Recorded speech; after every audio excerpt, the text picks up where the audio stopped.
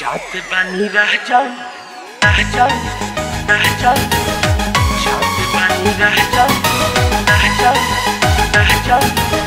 जात बानी रह जाओ में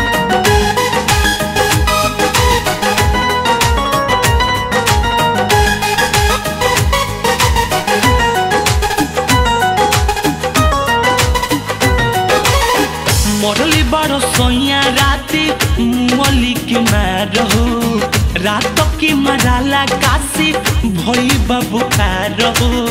मोरली बड़ो सोया राती मुअली के मारहो रात की मराला काशी भई बाबू खारहो रहब नाही नाती तारा घर में जात बानी रह जानोई हर में जात रहब आजा पियर शहर में जात बानी राजा नई हर में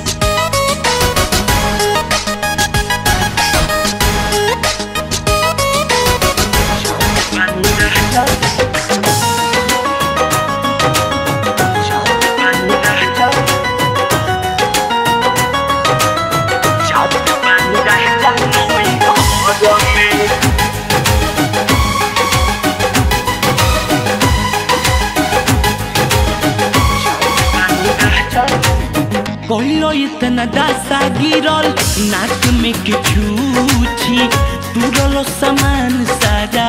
दहेज की समूची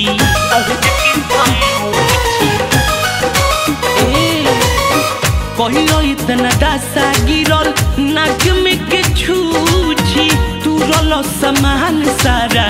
दहेज की समूची रहता रो कहरिलो हर में जात बानी राजा नई हर में जाके रहब आजा पियर शहर में जात बानी राजा नई हर में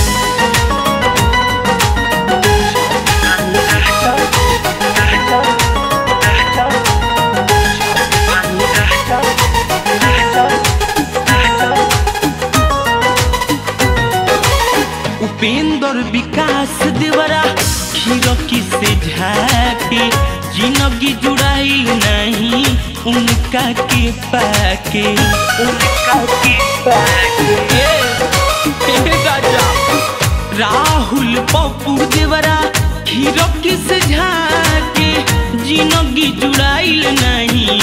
उनका के पाके बिहकी अगुआ रहे न खबर में जात बानी राजा नई हर में जाके रहब गुजरू शहर में जात बानी राजा नई हर में मोरली बड़ो सोहिया राती मुअली के मारहो रात के मराला काशी भई बाबू खारहो मोरली बड़ो सोहिया राती मुअली के मारहो रात की मराला काशी भई बाबू खारहो रहब नाही नाती तारा घर में